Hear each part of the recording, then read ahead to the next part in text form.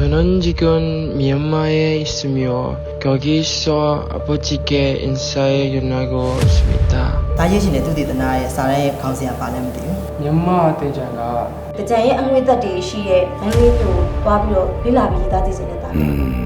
오래된 전통이 다시 새롭게 태어날 수 있으려나. 네가 만들이 마고나 대장의 빠따된 거고 리라고도 드미야네비요 또 라이브 군이비야. 잘했다 아들아. 열심히 공부하렴. 너도 알다시피 만달라이에는 문화유산이 많고 공부할 게 많아.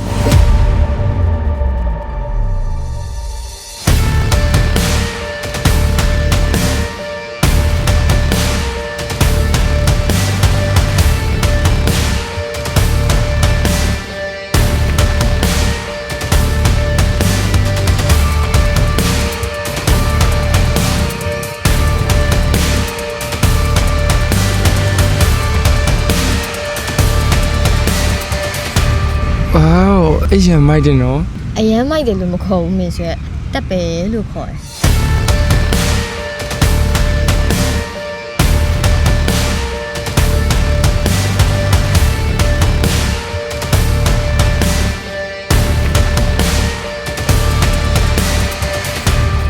နေရော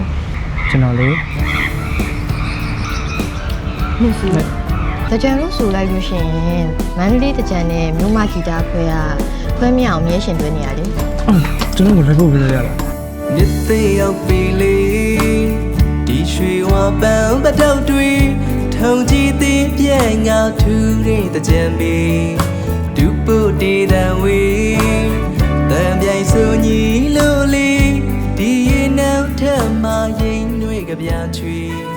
အားလုံးတွေပြောနေပြည့်ပွေတော့တွေ အဲ့ရွာကအင်းဝမြို့ဟောင်းနဲ့ဟန်တာဝီကြီးရွာအုပ်စုမှာရှိရရွာ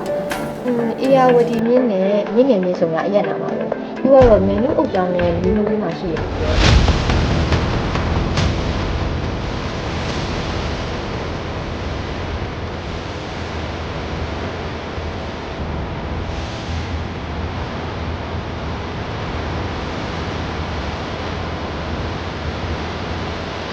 ဒီတပုတ်နဲ့ကလေးက